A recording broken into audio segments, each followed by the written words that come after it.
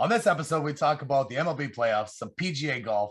Is there a QB controversy in Dallas? And the Maple Leafs walk a salary cap tightrope.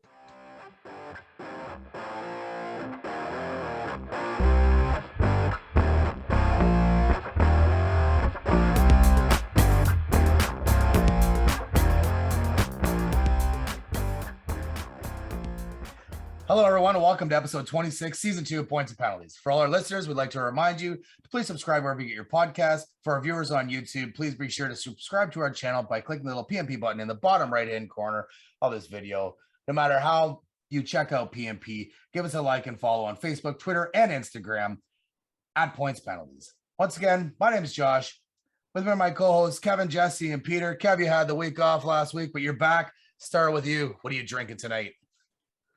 Well, what I have here, guys, I'm sure you saw my photo, but it is a dead guy ale, and it's a Rogue. It's a carefully, buddy, whatever. It's says carefully dedicated to Rogue and each of us. So that's what she looks like. Nice. That's a cool can.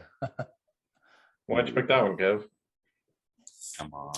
Everyone knows why I took this one. Let's give it a go. Very good at a 6.8%, boys. Oh, shit. Not bad. Some Not bad. early heat. Middle heat. Middle heat. Pedro, what's your poison today, sir? Thanks, Kev. Today, I found myself a Pupper's Golden Lager. Oh, you's a bitch. It's the official beer of It's a Letterkenny. great beer, but it is not strong. Josh is right. It is a measly 5%. Oh, But I saw it. I hadn't heard of it before. Josh finally has. Letterkenny, right? Yeah, I had it on the show. exactly. Man. Did you? Yeah, Yeah, I think maybe in season 1. There you go. It's been a long time. Yeah. But yeah, I thought it'd be a nice beer for the show. So I picked it up, even though it's a measly 5%. It's really good though. It is. It's a great crushable beer for sure. Let's give it a try. did you bring 4 of them? You're not wrong. Yeah. Goes down like a nice 5% beer. Jesse, did you bring the heat? I brought more heat than you. I got Beer Snob. It's a low bar, but carry on. Yeah, it is. But it's called Beer Snob. It's a Belgian rye ale. And it's from Shello Brewing Company in TO. Got a guy on there. Looks like a hipster. Oh yeah. But it's a measly 6%. Here.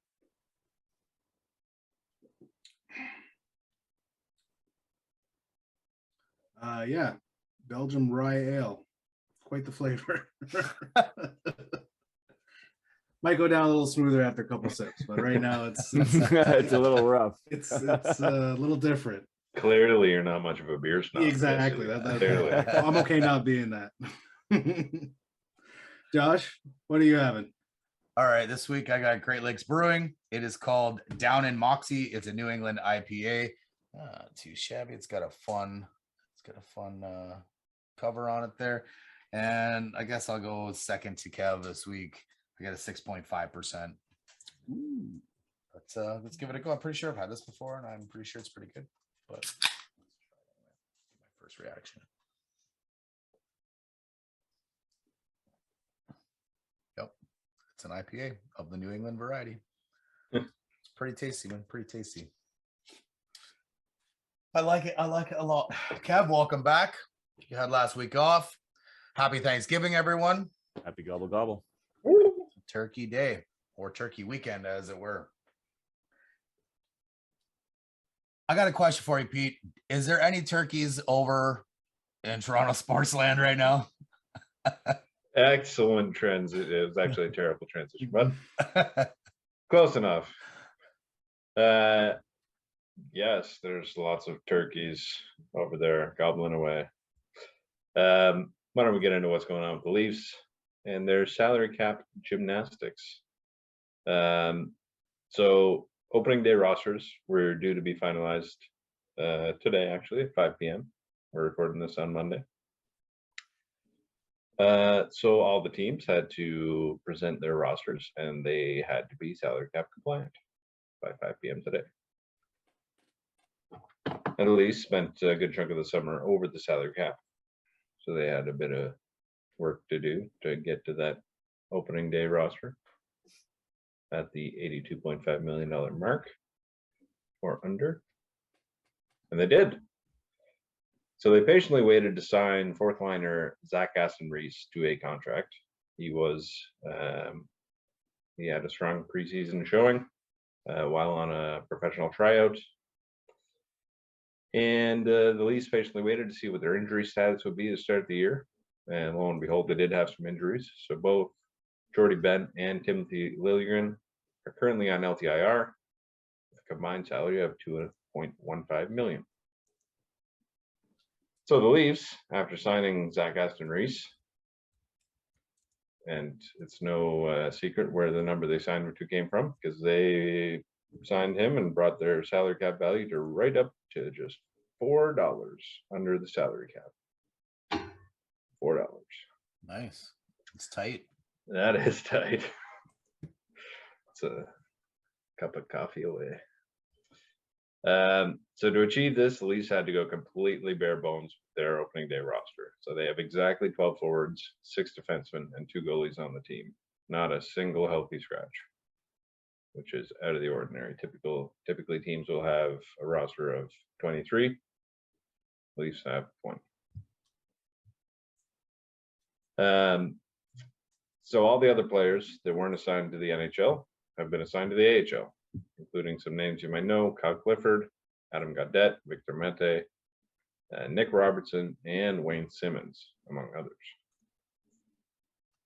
So where this may be an issue is if John Tavares, who is currently recovering from a hernia, I believe, some sort of injury anyway, if he is not recovered and able to play on Wednesday night, the Leafs will just have to play without him, and they cannot bring someone in to replace him.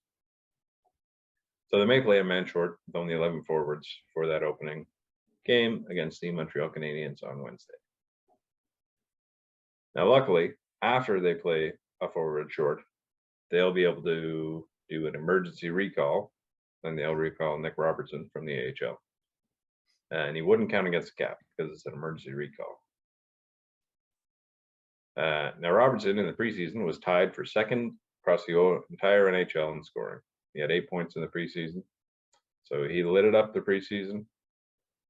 He's, by all accounts, he deserves to be on that opening day roster, but he's not. And the only reason he's not is because he is not eligible for waivers, like some of the other players on the Leafs are. So at only 21 years old, he's not eligible yet. So it made sense to send him down to the AHL, even though he earned himself a spot in the NHL.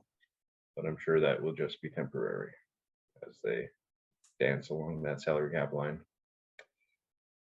And the Leafs are still going to be in a crunch when either Benn or Liljegren come back from LTIR, if someone else isn't hurt and on LTIR. So they may not be done making moves just yet. So do you boys, do you think this kind of cap gymnastics is smart? Playing right to within $4 of the cap, or the Leafs playing with fire here, being this close to the cap? Is it going to burn him at some point this season? I think it's going to burn him. I mean, if you have Tavares with his abdominal strain that he actually had, No, thanks. it's something that's definitely, any big injury, you're kind of Dundee. So where does a typical team sit below the cap? Like, it's obviously not $4. So what, what's the number? Do they say $1 million, $2 million, so they can actually sign somebody if need be? Well, the key is that the Leafs are only $4 below the cap after the LTIR relief from Benn and Liljegren. So they're actually over the cap with a fully healthy lineup. So most teams will be under the cap with their fully healthy lineup. By, doesn't matter how much, you can be right up to the limit. It's not going to affect you because you're under the cap. Where the Leafs might be in some trouble is they're over the cap, but they have some guys hurt, so they're playing that dance. But if they are fully healthy tomorrow, they have a problem. Right, but they don't have to shed the salary until those guys come back. So Right. not the end of the world, and it's only a couple $1 million, right? Yep. I don't know, I think, although it might not be the smartest and the safest play, maybe I should just say the safest play. Being able to walk that tightrope that's good business. I mean, if you can do it, you can make it work. My assumption would be that they probably know that JT is going to play, or it's game one and it's not the end of the world if you play with 11 forwards. And there's pretty good chance you can still be better than the Montreal Canadiens without John Tavares. I mean, let's not get crazy here. It is the Leafs. I mean, just saying. Hey, Just saying. they're an excellent regular season team. Okay, That's fair. That's fair. So I think they're okay here as long as they can make the right moves down the road when these guys come back. And hey, if they don't come into the playoffs, then no big deal, right? Just pull a fucking Tampa. and the old Tampa Bay. Yeah. I think these guys will be back well before that, but yeah, that can work if that's what happens. So I agree with you, Josh. I think it's smart, and they have so their assistant general manager Brandon Pridham. It's like their cap guru, and he's the guy responsible for all these sort of tightrope walking, and he actually helped design the salary cap, I'm pretty sure, before he was with the Leafs. So it's nice to have a guy that knows exactly how it works. Jonah Hill, Moneyball, right? Yeah, exactly, something like that. So yeah, I think it's smart with the teams clearly in their contention window, despite not being able to get out of the first fucking round of the playoffs. They are a good team, able to compete. They just haven't. So I think it makes sense to go balls to the wall, build the absolute best team you can. If that means you got to dance around that line, then dance, monkey, dance. I mean, the Rams have been doing that for years, for the last couple of years. They're just starting to get in trouble now with all the injuries that they're getting, but they were able to do it for the most part. And it worked out. Now the injury bug is coming around there and getting them. And I don't know how is the only way to relieve cap help is by trading. Because even if you cut them or waive them, whatever it is, you're still stuck with that salary, right? Well, if you waive them and someone else picks them up, then the salary's gone. But yeah, you basically more likely it is to trade them. Yeah. So yeah, that's tough. That's a lot more difficult to deal with only having $4. Yeah. So you can put them on the. So if you elevate them from the AHL, that'll go against your cap then at that point, right? Yeah, and there's a certain amount of cap you can bury in the AHL. Like if you have a $5 million player and you send him to the AHL, you still pay like most of that $5 million against your cap, if not all of it. But you still get some relief. You might get some, but there's a limit where it's like if a player's under, say, $1 million, that's not the actual number, but if the player's salary is under $1 million, they can be fully buried in the minors their salary. And if they get put on LTIR, that's the only other way of relieving cap. Yeah. Oh, okay. Well, that'll be fun for them. Yeah. Well, all I can say could the big guys not just restructure? No. NHL does not work like that. No. That's stupid. Should be able to restructure contracts. You can think of the NHL as like every contract is 100% fully guaranteed, and it's not restructurable. So it's a little. You can't move money around again. No. Until you sign an extension, though, right? If you sign an extension, you not carry some of that last year over. No, it's treated as like you're done working for us. Oh, hey, come work for us. Exactly. That type of thing. Yeah. Exactly. Yeah. Yeah. It's very rigid, I guess, the way it's structured, which is kind of nice. It gives teams less flexibility, but it's easier for the everyman like me to understand. It's just. Yeah, that's fair, man. That's fair. But so Jesse, to your point, even though the Rams fucking suck right now, Oh yeah, yeah. they do. Yeah, if they it's- do. If They're gonna be champs. if the Leafs go win a Stanley Cup and then they have to suck for a bit after that, I'm Oh, all it's for totally it. worth it. Totally worth it. Like as mad as I am about it, I'm just like, well, we're still defending champs for Yeah. a year, right? Yeah, absolutely. Okay, so one last thing before we move off the Leafs. Notable player that cleared waivers and maybe on the move is Wayne Simmonds. So Wayne is being heavily rumored to be in trade talks as he wants to be in the NHL, but he does not have a spot on the Leafs. So Dubas and the Leafs want to do right by Wayne, and they're looking to move him somewhere where he can play. And the return coming back is rumored to not be important to the Leafs as long as Wayne goes to a good situation where he can actually get some playing time in the NHL, because he's never played in the AHL, and I don't think he ever wants to. So where he is now, he cleared waivers, which can help his trade value, because a lot of times teams don't want to. If you select someone off of waivers and you waive them later, they have to go through waivers again. But if they clear waivers, like Wayne just did, and you trade for them, you can waive them later, and they don't have to, like the other teams don't have a chance to pick them up. They can freely move between the AHL and the NHL. So what do you think? Is this the end of the Wayne train with the Leafs? Sounds like it. Yeah. Kev's waving goodbye. Yeah. I think so. I mean, what did he really do for us besides being that physical force? Do we really need that? I mean, the physical force is basically trying to be pushed out of the game, and that sucks. So he's either got to be a talented player or he's just going to be playing the AHL till his final career. Yeah, it's too bad the years caught up with him so quick, because he's only like 32, I think, but he's clearly not the same player he was when he was with Philly in his mid-20s, I guess.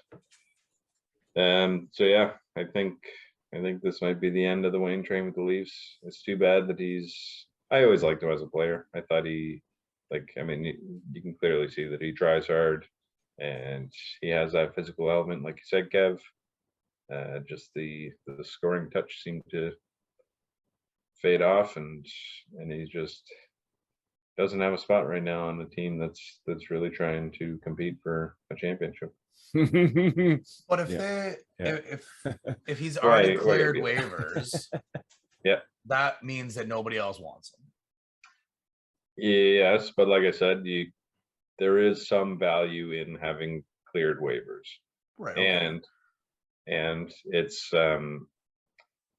this is the time of year where it's most likely that someone will clear waivers, because every team is trying to sort of get their final opening day roster set with the players that they know. Yeah, you're not going to bring him in on your opening day roster when he's never been in your building. Right, and you're not necessarily, you don't want to bring him in and replace maybe a young guy that you have that you're trying to get in your lineup. Even though it may be the right move, maybe the young guy is not there yet, but you just don't know yet. So it's the time of season where it's not necessarily clearing waivers is that telling of what other teams think.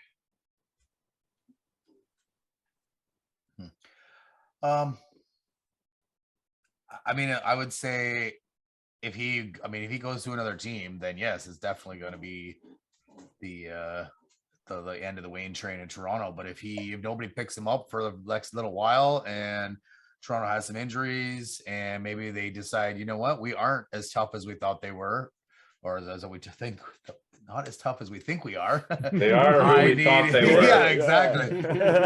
So then maybe they need to bring back a little bit more of enforcement, right? Yeah, and he's still right on that cusp. Like, if there were 5 lines, he'd be on the 5th, but there's not. So it's Thanks for that. Thanks, Chips. That's deep, insightful stuff. I know. We're just giving the NHLers insiders here that listen to us what there's only 4 lines in the NHL. Yeah, exactly. Not everybody knows Jesse. This is why this gets skipped so often, right? Fuck you guys. But yeah, so there's always a chance that he stays, and maybe he is the first or second call up if there's injuries or whatever. But I don't think so. I think they're gonna try and move him out to keep him happy and keep him in the NHL. I mean, it's definitely a good thing for the Leafs to try and get him onto another team to play in the NHL and help him out that way. That, to me, that's an honorable move by the Leafs there. So, yeah, just win a fucking series. Come on. No kidding. Okay, with that said, Kev, why don't you let us know what's going on with the Shriners Open? As the Leafs like to do, is they get on the golf course after usually every season so far. So let's just get in. Far too early. Let's get into this Shriners. Now we all know what the Shriners say, guys. You guys remember these guys on these little bikes, driving little go-karts and shit around in parades. Yeah. So I'm just gonna give you a little background on these guys. They are an ancient Arabic order of nobles and majestic shrine. With their little hats, right? Yeah, buddy. Stupid hat. Yeah. They describe themselves as a fraternity based on a fellowship and the Masonic principles of brotherly love, relief, and truth. There are about 350,000 members of 196 temples in countries all around the world, and even some chapters here in Canada. The past Shriners have in the past, Shriners have practiced hazing rituals as part of their initiating new members. In 1991, a would-be Shriner sued the Olikia Shrine Temple of Lexington, Kentucky, over injuries suffered during a hazing, which included being blindfolded and having a jolt of electricity applied to their buttocks. The injury was rejected as their lawsuit. Kev, you would love that. You're always trying to get tased. I mean, first off, it's just a little tickle. Come on. Yeah. That's all it would be. I mean, who knew you'd come to a sports podcast and you learn about fellowship and a membership of the Shriners. I mean, I didn't know any of that, Kev. So that's great. Now when I go to a parade and I see these guys, I'll think about them a little more. It's true facts. It is true facts for sure. Now, the Shriners Open was played this year at the TPC Summerlin, Las Vegas, Nevada. It is a par 71 and 7,255 yards. Total purse is $8 million. Defending champion was Sanjay Im. He finished 7th this year with a -19 and took home over 270,000. Tom Kim walked away with the win this year at a -24, which took home $1,440,000. Patrick Cantley and Matthew Nesmith tied for second with -21, and both earned $712,000. The top Canadian was Adam Hadwin, and he finished with a -17 and earned $210,000. And that's what we got there, boys and girls that are listening, if you are out there. They're out there, I'm sure. That is what I have for the Shrines golf this year. So, do you think, is it better to play in the fucking live? You finish first and you walk away with $1 million, $1.5 million, and they're getting. I mean, don't get me wrong. I would love to play some golf and walk away with $1.5 million. Right, but that's because you're a regular old dude. You're not. I'm trash. I'm trash. Yeah. But you're not a golfer that plays in these tournaments there could be. So the whole purse is $8 million, where the first place guy gets $8 million. Yeah. Among your contract, right? So. I know that they just fired a couple guys, which is kind of weird. Fuck your contract. But I don't know. I mean, I realize that this obviously is not one of the major, and I don't mean major as in majors. I just mean it's not a big event for the PGA. But $1 million, obviously that's a good payday. But it's They not are- like you're getting guys like Patrick Cantley is the only name, and Sung J M is another name that I know. But all those other guys, I'm like, who? Right. And that's a typical kind of player that plays in these lower end PGA things. And I mean, maybe they don't get over to the live because they're not good enough, but I don't know. It just kind of seems like maybe if you're in the game to make some money, live is where to go. Seems like you should go to the live for sure. But they are changing that. The PGA has definitely stated that they are going to start handing out $20 million purses, like 20 million for winners, only because that the live is doing what they're doing. But they have to have at least the top 10 players at that tournament for them to do this. But what if like the number one guy is in live and they've already banished him? So now the PGA's they're not going to. That's kind of stupid. Well, we can't get the guy from live, so we, even though we said we're going to give 20 million, we can't because the number one guy's out. Where did this 20 million come from? Like all of a sudden they have it. Right. Yeah. Well, they've had it. They've had it. No, time. they definitely do have it. They just don't want to share it because they're putting it out. I don't know what they're doing with it. I don't want to, they're buying or anything they're on buying it. But yachts and shit. Yeah. They're living life. So moving on. Let's get into our MVP here, boys.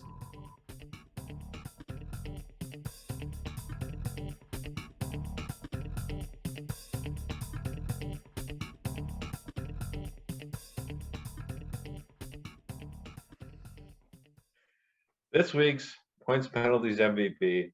It's another twofer, just like last week. This week we've got Albert Pujols and Yadier Molina.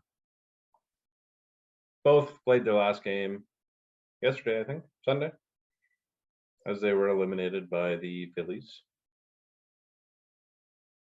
So for their challenge on Saturday. It was Saturday. you're probably right. Yeah. That sucks. It took me a minute to think about it, but yeah, definitely was Saturday. Yes. Carry on. Dang it. That was not what we needed, Peter. We needed to start fucking losing. Shit. That's okay. So they both won the 2006 and 2011 World Series championship with the St. Louis Cardinals. So let's start with Pujols, go through some of his Hall of Fame credentials over his career. So his career, he had a 296 batting average, 703 home runs, 2,218 ribbies, 3,384 hits. He was the 2001 NL Rookie of the Year, a 3-time NL MVP in 05, 08, and 09, 11-time All-Star, 2-time Golden Glover, absolute legend. Guaranteed first ballot Hall of Famer, in my opinion. I don't know if anyone here would disagree. Can't disagree with that, man. Not at all. Absolute superstar in the game of wisdom. And Yadier Molina, given the company, looks like the worst player, but on his own, also great career.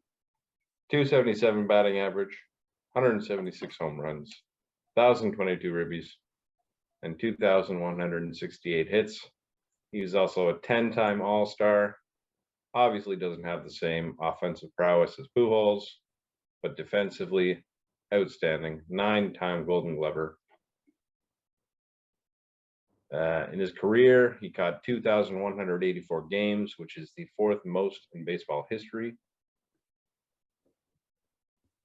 And in my opinion, also a sure Hall of Famer. Maybe not first ballot, but I think he'll definitely get in there. But so I'll put that question to you boys. Out of the two, I'm pretty sure we're all agreed on Pujols. Will Molina also make the Hall of Fame? Anyone think he won't? I think I'm with you. I don't think he'll be a first ballot, but I think he'll get there eventually. I agree with that. He'll get there. It's not going to be a first ballot, but he'll get there. I think he will be a first ballot Hall of Famer. He is one of the best catchers of all time. Maybe his offensive numbers aren't up there. I haven't really compared his offensive numbers to other catchers' offensive numbers, but the sheer consistency of his game day in and day out is ridiculous. And he's a great player. And I think for sure he'll be first ballot when his time comes up, for sure. Another guy that, again, for the St. Louis Cardinals, that could have been another MVP but it would have been Adam yeah, exactly, easy for me to say. Adam Wainwright, who I believe also finished out his time in St. Louis this past. Is he done? I'm not 100% sure. I know they did like a thing where all three of them walked off. I'm pretty sure it was in the regular season. Well, we won't Challenge him, know Jesse. until next year. Challenge him, Jesse. Right. So I think it might have been just like the last time that they were all going to play together, maybe, if Wainwright is still going to continue. Challenge him, Jesse. I don't know. There's nothing to challenge, man. I'm like, Right. he could come back. He might not. He's old Yeah. as fuck. So, but he's also putting some of his best pitching together right now. So, All right, don't if challenge him, if Jesse. he comes back, I'm really happy because like he's old, but still doing his thing. And Yeah. that's the thing now is a lot of old pitchers are still killing it. Charlie Martin is another example of that. Verlander. Yep, exactly. It's So, awesome. It's great to see that stuff. but yeah, both these guys, well deserving of our MVP this week, and yeah, it's pretty insane. You know, I can't, for some reason my computer is not working 100% here. But where did he end up finishing in home runs and in RBI? Like, is all time against somebody, against the next guy? So he's fourth all time in home runs. Right. He's only behind Barry Bonds, Hank Aaron, and Babe Ruth. Oh. And he's second all time in RBIs, only behind Hank Aaron. right. Probably the greatest player we've ever seen. With that didn't use in our lifetime, right? I mean, I've never seen Hank Aaron play. No, he's talking about Pujols. Oh, Pujols, yeah. Yeah. No, in like Yeah. I guess my lifetime is what I'm saying. Mhm. Yeah, he definitely deserves it, and it was awesome. I actually, obviously, probably because of the Judges a Yankee, I preferred watching Pujols hit those home runs the last little bit. I didn't, because there was a whole thing when he was hitting them that would he reach 700, and he went clear over that because he was thinking of retiring in June because he was not having a good year. I'm glad he didn't. I'm glad he went as far as he did. Yeah. He passed A-Rod.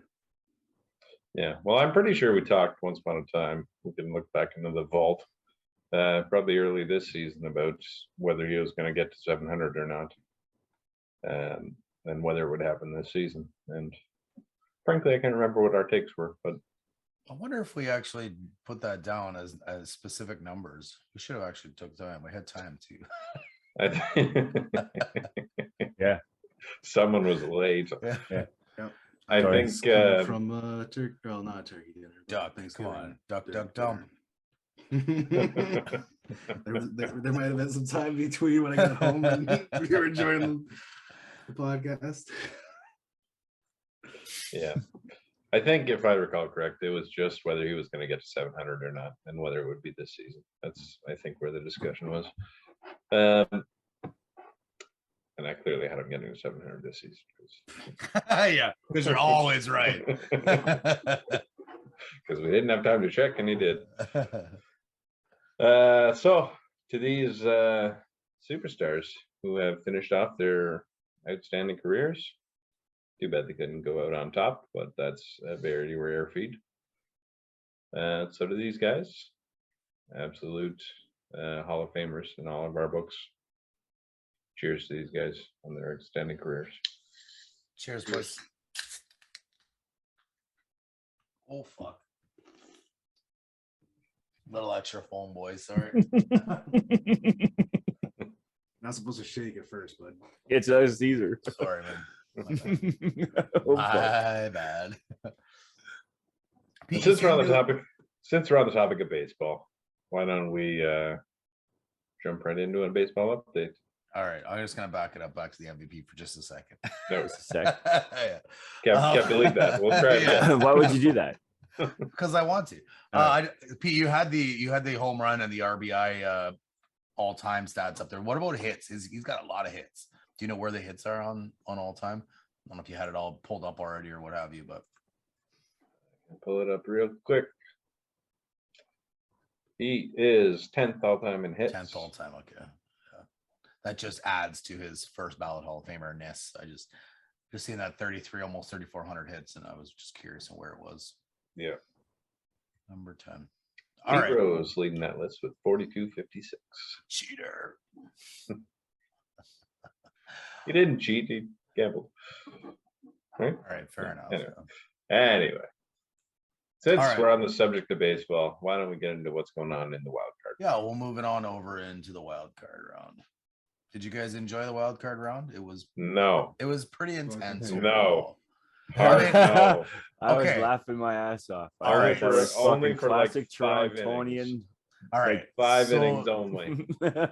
For Toronto aside, what about the rest of it? You feel like it was pretty good overall. Did you like the added, teams in there? And you like the format so far? I like it. I liked it, but it's too bad that so many of the wild cards were sweeps. Yeah, Fair enough. that sucked. But I guess that's just the luck of the draw. Yeah, Where the for sure. cookie crumbles. Yeah. Yeah. All right. So first sweep, as you're talking about, Pete, Tampa, Cleveland. We all in our brackets had a Tampa, except for Kev, who had the old Cleveland Guardians. So Cleveland does win 2-0. They ended up winning the second game in 15 innings, 1-0 off of a solo home run, which was pretty sweet for Cleveland. It was a They're boring game. I mean, nothing games usually are, right? Unless you have rooting interest, they're pretty boring. Yeah. Well, so I was watching that game because it was for the Blue Jays game. And there was one point where Cleveland had the bases loaded, no outs. And somehow Tampa found their way out of it. That's what Tampa does, man. They get the bases loaded, like, all right, now it's time to work, and just cut strikeouts, maybe a pop up in the infield or foul territory. Like, Double play. And then I was thinking about that when the kill it. fucking Jays game was on later, but we'll get into that in a minute. Not Not the same result. Not Not the the same, same. no. Not this time, no. So Cleveland's going to face New York in the ALDS, and I guess Kev, I won't really ask you this because you already picked Cleveland, but the other guys, was this a big surprise to you? Like, obviously you picked Tampa, but like, how big of a surprise was this? Like, you were like, damn, I can't believe that happened. It's not that big. Like, I think we maybe read too much into a little bit that the wild card teams were a little bit better than Cleveland by the record, but it's not by much. I don't know what Cleveland actually finished with, but did they hit 90 wins? yeah. So they're right there with the wild card teams. So there was a bit of time where I was like, oh, you want to be that 6th wild card, so you play the fucking the division winner, the fucking Cleveland, because they're the best bet. But they're still a really good team. They're a playoff team, and it's not that surprising that they beat Tampa. I'm kind of surprised, but I went the exact way I thought it would be, low scoring. I thought that Tampa would probably put on a couple more runs. I like their pitching a lot, and Cleveland obviously dominated the pitching. They just had more superstars on their side on the offense, and that's what got them. Yeah, I mean, really, Tampa did run into some really good pitching, right? Like, Shane Bieber is a dominant pitcher, and he was great in the first game, and evidently the second game went pretty much the same as they got blanked. So definitely pitching was a big part of this series. Just last week, you had said that Tampa has great pitching.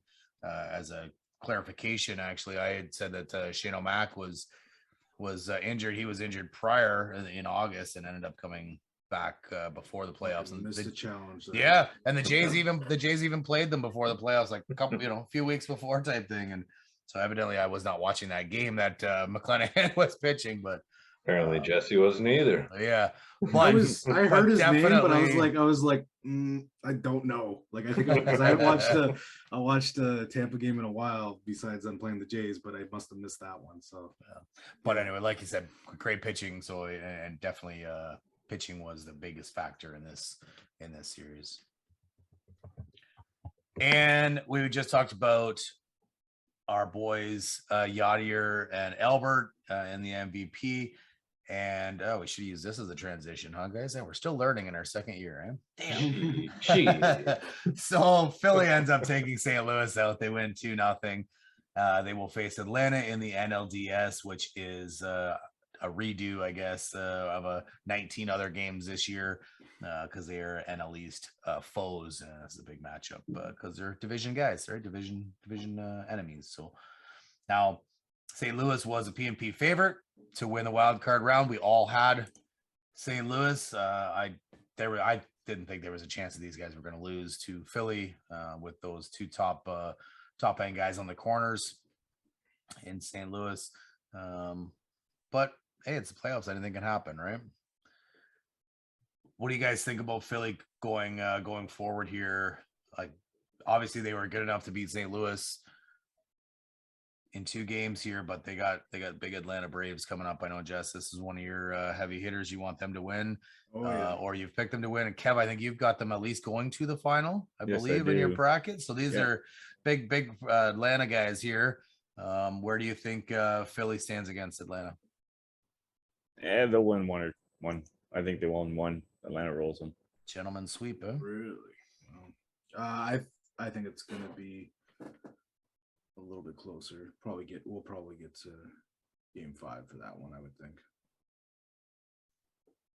I think it's gonna be tight. I've underestimated a lot of these guys so far, so I'm kind of pushing back.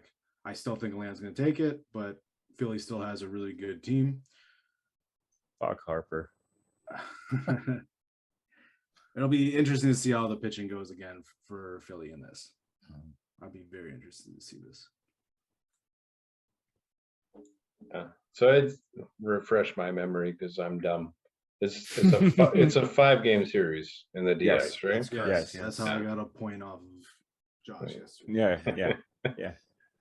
Yeah.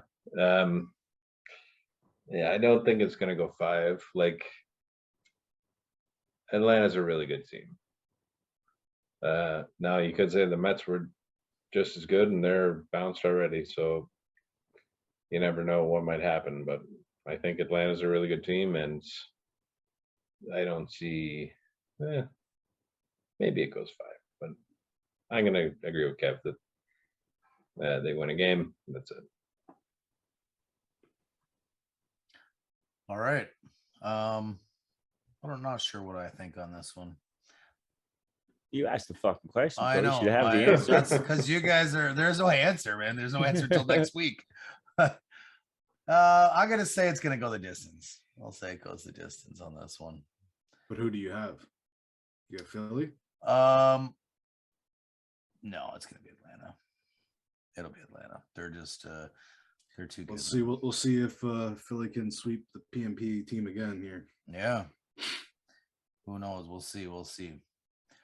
All right, next up, sticking with the NLP, you alluded to the Mets and that they were bounced. They played the San Diego Padres. San Diego wins 2-1. This is the only series that went the distance in the wild card round.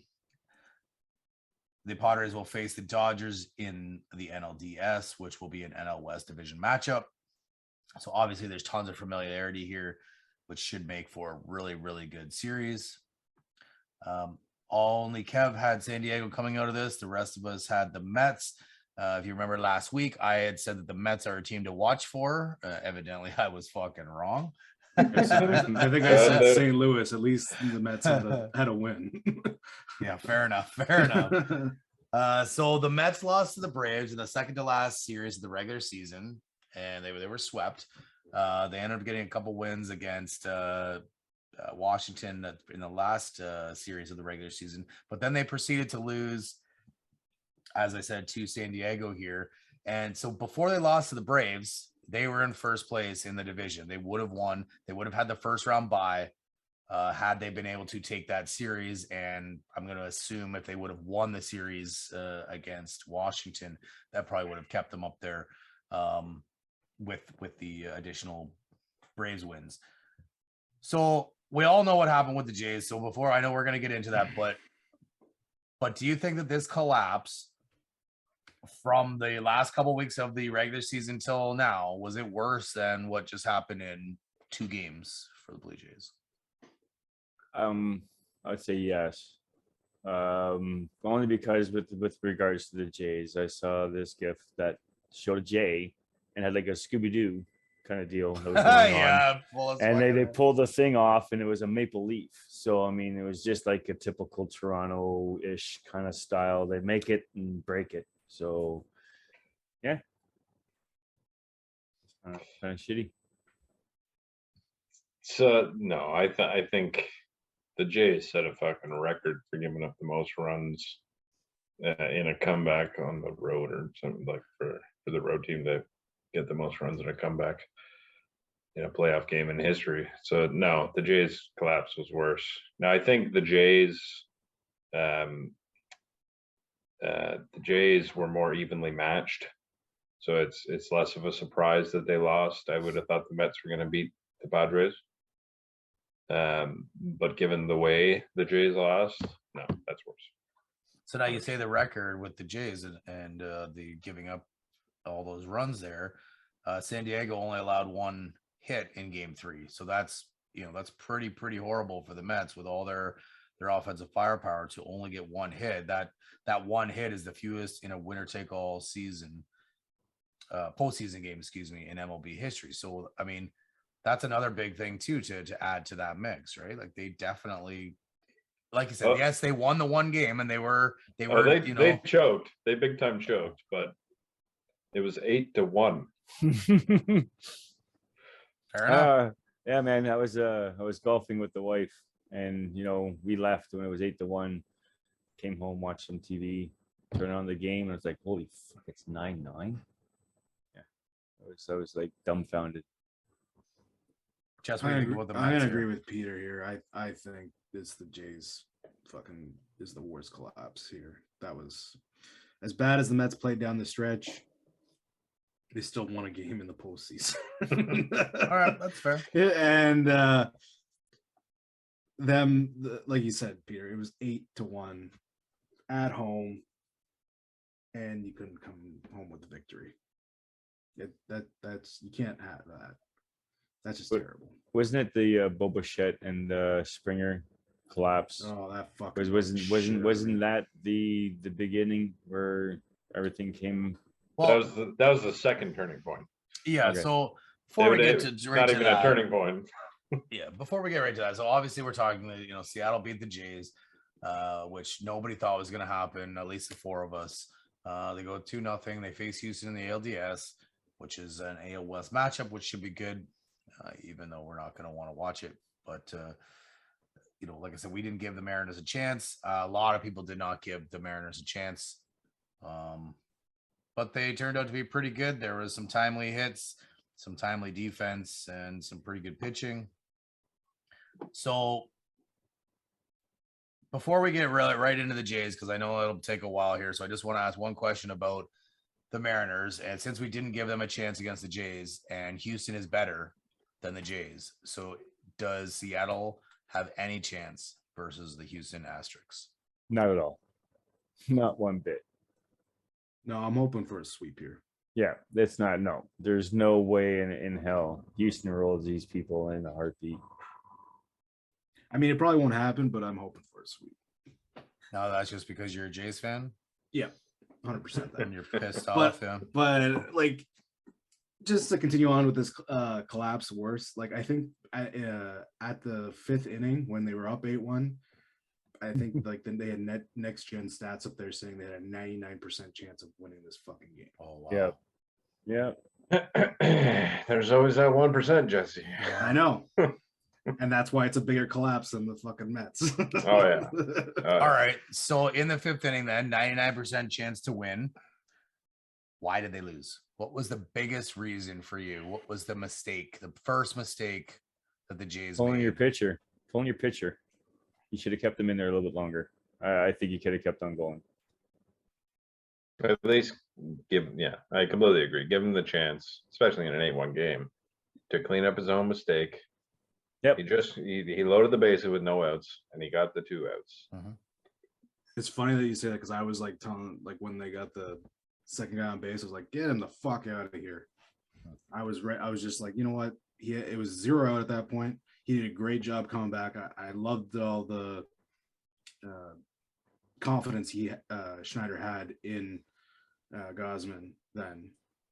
Like I like that, but I still thought like, get him out of here. This is ridiculous. Just have a pitcher come in there and get an out here, sacrifice a run here or there.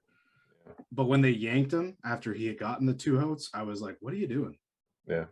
Let him finish it out. Like he battled back when the bases were loaded. Well, you've also paid him 130 million or whatever his price tag is, and you don't trust him to get you through the 6 innings to get that 1 out after he loaded the bases, and like you said, then he gets the 2 outs. Yeah, for sure, that was a big issue. So like I definitely jumped off of it really early on. I jumped back on, I'm like, way to go. And then I saw him come out and grab him. I was like, what the Yep. He almost made the right decision. Yeah. I mean, you'd think you'd be able to trust your bullpen. Like, we'll get into this, but you should, with a 7-run lead, regardless of the situation, even if it's no outs, the bases loaded, you should be able to trust your bullpen to not give up 7 runs in a playoff game. I mean, you're definitely not wrong there either. I mean, you know. What's the other first thing, guys, when you're ever played baseball? What was the very first thing if a pop fly comes up? What's the call? I got it. Mine. Yeah. I think the problem is that neither of them were sure that they could get it. Then let it fucking drop. That's the right play. They should have let it drop. I'm also going to argue that they could not hear each other. No fucking chance. I could not hear the person beside me. I was at the game. My buddy Graham, you guys know him. He's been on the show. I could not hear him, and he was sitting right beside me. That's how fucking loud it was in there.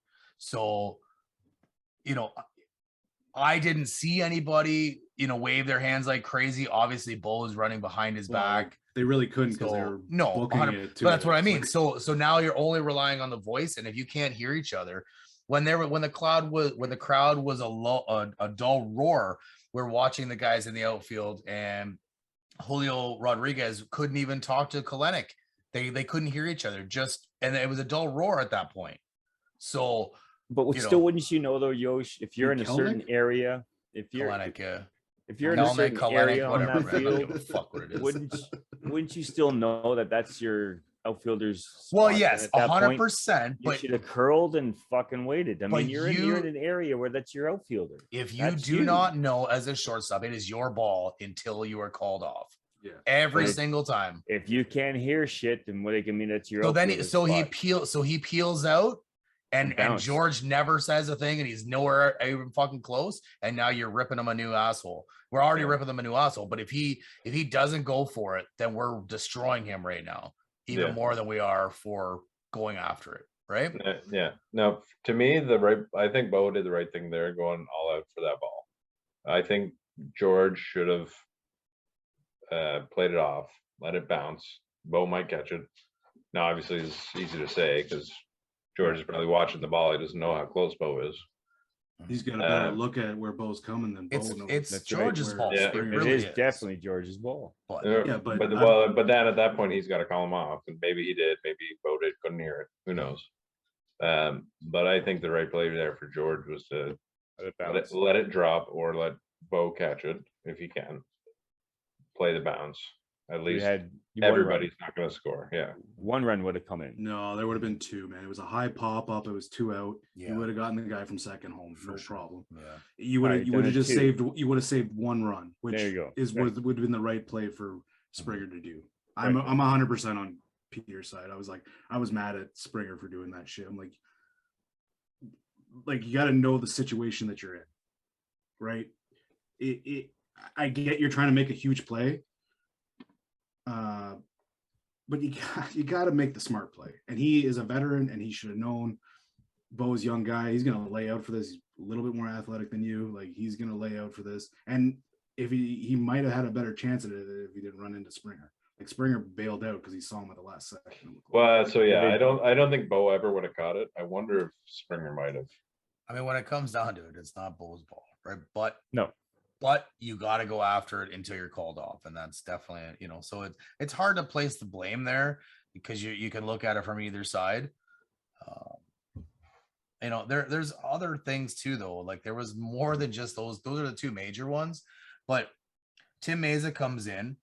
Okay, so after he shouldn't have been fucking ripped out, he shouldn't be pulled to begin with. Gosman, that is. So Meza comes in, first pitch, he throws a wild pitch. Yeah, scores a run. Runners, yeah. So the runners have moved up now, second and third. You've got the open base, and now you should walk Santana because then there's no 3-run home run. If you put him on, you got to deal with the next guy who isn't nearly as good as Santana, and you have a much better chance. They did that later on. Too little, too late, right? I know, but they fucking, at least they learned from that mistake. Yeah, fair enough. You're right. They should have put him on for sure. Another argument for keeping Gosman in is Gosman's a righty, Mays is a lefty. Yeah, but he gets switch hit. Yeah, but Santana is a better right-handed hitter than he is a left-handed hitter. Yeah. So we keep Gosman in, you keep him on the left side, right?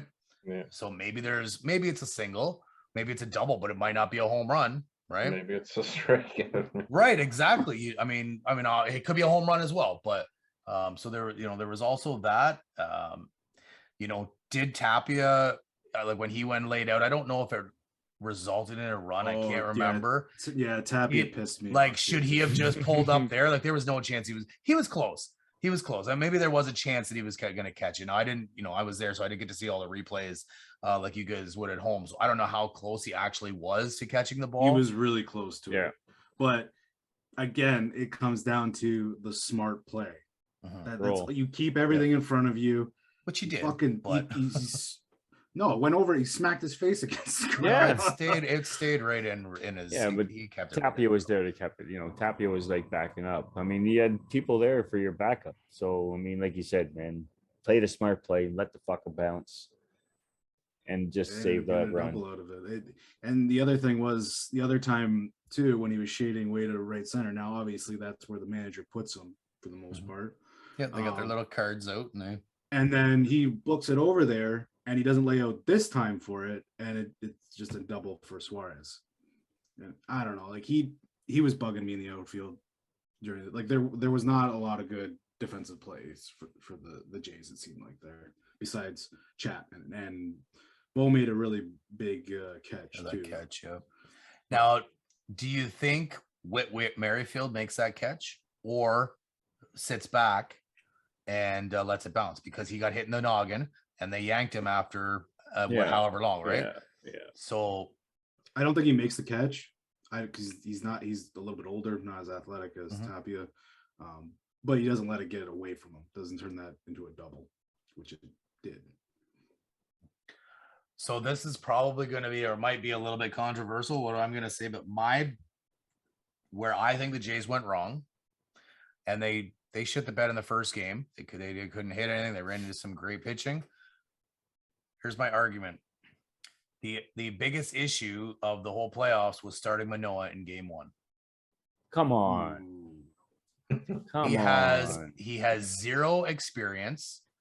He's a young kid that is going to have all kinds of adrenaline. And it showed in the first fucking inning. He fucking beaned Julio, first batter, beans another guy. He had no control over the first inning in a bit. It's all the adrenaline. I think you put in Gosman to start. Now, yes, he's only had one postseason start, but he's a seasoned veteran. He knows what he's doing. He's not going to get rattled. I think you start Gosman. Maybe you lose still. Doesn't matter. If you win, now Manoah comes in game 2, and he doesn't have anything to worry about because even if he loses, there's no pressure. Even if he loses, he live to play another day, right? Now, yes, when he's in game 1, they're always obviously going to live to play another day, win or lose, but it's obviously more meaningful. So for me, yes, Manoah probably deserved it, but I think you need to look at who you have and who has the more experience for that first. If it was an away game, maybe Manoah's a fine start. But being that it's a home game, there was so much energy. Now, it wasn't there Friday, but if the energy on Saturday was anything like the energy on Friday, it would have been fucking nuts. And I think there was just too much for him. And I think he should have been the number 2 or number 3 day starter, not the number 1 day starter. The reason I say number 3 is because I think if they win the first one, and then you have like, well, do you put Stripling in? No way. You go for the jugular. You You have know? to. I mean, I guess, but then you're relying on Strip in the third game, right?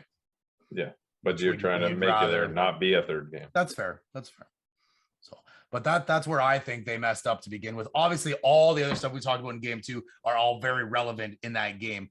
But I think that both games would have been completely different had they swapped the 2 starters. I don't remember you saying like, no, we won't start. We shouldn't start Manoah because I think he had put up one of the best pitching forever for a J. Yeah. As a young kid, second year. Yep. But playoffs is a different animal, man. Yeah, I mean, playoffs are definitely animals, but I still would have started him. That's my starter. He's our best starter. You give it to him. He beans a lot of guys. See, that's what he does. I know. He usually settles down, which he did. He did. Yeah. He settled down. He did. He went. Did I think he got to 6 innings there, and he did well. Like, yeah, he gave up those 3, but we also have an offense, one of the best in the league. Still one. Like, they should have done something. Like, I'm sorry. Like, giving up 3 runs and getting to after the 6th inning, that's not on. That's nothing. No, he gave up challenge. He gave up 4. Did he?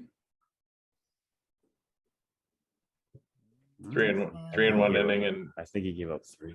3 in 1 inning, and then another after it. No, it was 2 because it was a 2-run home run. That's right. It was Cal Raleigh, and then another one, and then the 4th one was later on. Check it. We'll check it. We'll check it. Pedro, what are you doing, bro? I gotta earn some ground back here. You're not earning shit back, bro. You just gave him a point. It's okay. He's beneath me now. You already got a -1 now. No. He's got -2. I'm trying to undo it. Oh, you undone shit. Well, 4 runs. Did he? Yep. Boom! Oh, way to go, Pedro. Damn it. There you go. So all you guys are on the Manoah train to start the game or to start the series, sure. eh? Yep. I get what you're saying in hindsight, but I don't think I would have made that choice going into it. No. Like, can you imagine if you lose game 1 like 3-2 and all 3 are scored against Gossman? And then it's, well, fuck. Maybe Manoah would have only given up 1 or 2, could have won game 1. Yeah, that's fair. I mean, there's always going to be second guessing, but you just paid this guy a bunch of money to replace your Cy Young winner. Yep. It's just right. And Manoah obviously was great last year, and that's why he ended up being great this year and was a high leverage guy for us all year. I just feel like with his youth and the lack of experience, it would have been better off for him to pitch the second game. What pitcher do we pay a lot of money for this year? Gossman. But besides him?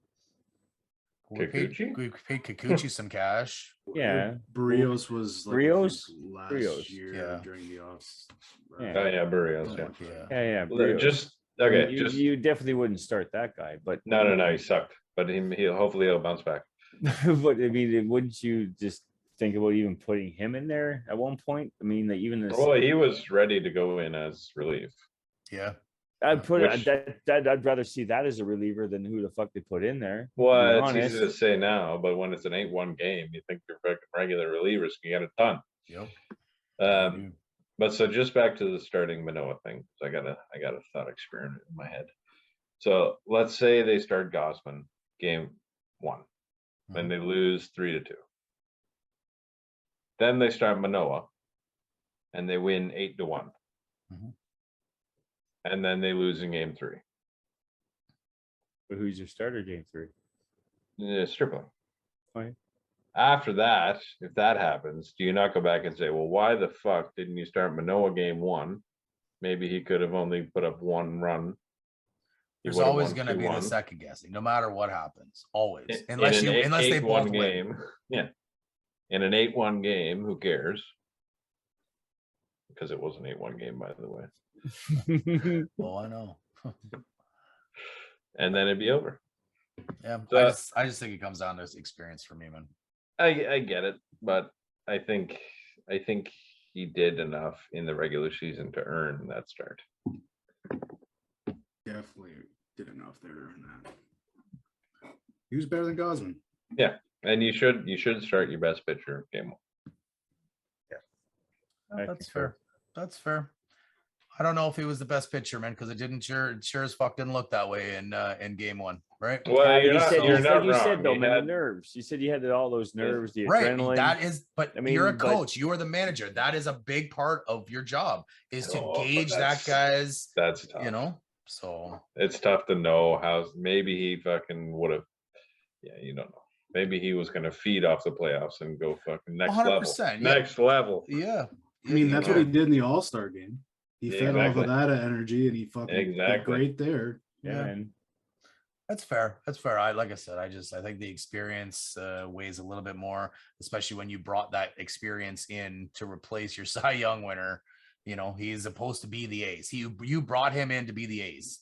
You know, between him or Barrios. I was What gonna you- say, like, I think they So- thought their ace was Barrios. yeah, but you're still not going to pay a guy $130 million over X amount of years to be your number 3 or your number 4, right? You're bringing him in No, to he's be number 1B, right? 1A, Well, 1B, 2, yeah. whatever. So when the number 1 guy is a long shot that to be even a fucking starter in the playoffs, being Okay, well- Barrios, then that's where for me you got to put in that experience. Okay, well, even Robbie Ray didn't even start, and he was supposed to be the ace there. He didn't play He game didn't start game 1. He started. And you got Chase game 2, Yeah. and it And didn't. he matter. didn't. Yeah, he didn't do that great in game 2. No, either. no. I mean, Luis Castillo was No, great but all year too, though, and they traded. Seattle boatload. traded. A Yeah, boatload. exactly. So they traded Like a he lot is for their him. ace. Yeah. Yeah. So, you know, yeah, he's the Cy Young guy, but when you trade a lot for Castillo, to me, that, like you said, Pete, he's the ace. So that's why he went first. As And it he's showed. a clear It was a ace. great choice. Yeah. And I mean, and like you said, guys, during the season, 100% Manoah was the clear ace, 100%. But when it comes down to that experience, now you can argue the same thing because Castillo doesn't have the experience. He's a younger guy. But I don't And who know. knows? Maybe Gossman starting game 1 would have had some nerves too. Maybe he Yep, puts up a fair fucking- enough. I mean, anything can happen, right? Yeah. But anyway, those points will be talked about for a long time. I will remember them all very, very fondly. Not fondly. You were there at that Oh, disappointing it game. it was crazy the levels you went through, the stress levels, the highs, the lows, the everything. The was pin drop pretty insane, man. when Bo and Springer hit each other. I heard everything Yeah. went to a mute. Everything was silent. It was pretty quiet in there, man. It was pretty quiet. Got to see some great plays. You know, Springer, the catch where he kind of banged up his wrist after he got hit the day prior with the ball. He caught that ball that was pretty much right underneath us. Teo's second home run was 6 seats away from us, which was pretty fucking sweet. Yeah, it's on TV. Yeah. We You're have doing that this. knack. Yeah, We- for sure. We have that knack when we go to Jay's game. We get on TV. Julio Okay. Rodriguez was pretty sweet too. We were chirping him the whole game, and he was pretty good about it. And he kept when they were up, you know, fucker, eh? When we're up so much, you know, I think I don't know if we're up quite 8-1 at this point, might have been.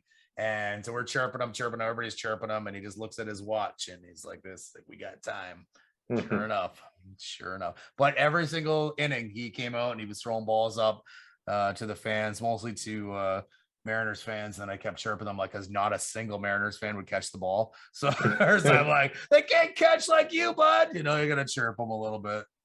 But he was pretty good to be being chirped all day. He was responding pretty well. So Okay, so outside of that, because you're making me sad, because we had tickets to game 3 and it never fucking happened. mhm, mhm. The Jays pretty much bring back the same roster next year. I don't think they're losing any big names. Maybe Stripling's the biggest. That's a free agent. He seems to really like Toronto though, so I could definitely He see may that. come back. Yeah. So, what? How do they fix this? What do they do? bullpen. Yeah, Number man. one. Pitching. Number one is the bullpen. Yep. You've got 3 starters that are going to be solid all year. Yep. Right. You assume that Barrios can at least do hopefully a little better than what he did this year. For but what at they least, paid for him. Right. But, Yeah, I mean, no, for what they I paid, you expect a damn bounce right. back. I expect a bounce back out of Barrios. Yeah. Better right, man. Get your head out of your ass there, bro. So you Let's got do 3 something. top end starting pitching. So maybe I can add a real 4th starter because I don't know about Mitch White. Obviously, Kikuchi was useless. Ryu, Rio. he could, but it's a long shot, I think, at this point. Yeah, And but he might not Stripling, be that great either. That's what I but mean. Yeah. Stripling, if he comes back, is okay.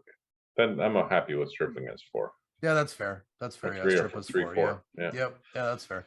But the bullpen is the number one need. Like you have your closer, but you need everything else. Yeah. You know, you need everything else in the bullpen. And I mean, what else do you do defensively? Like you can't do anything better at third. Like So if it's me, like I go all in on the bullpen.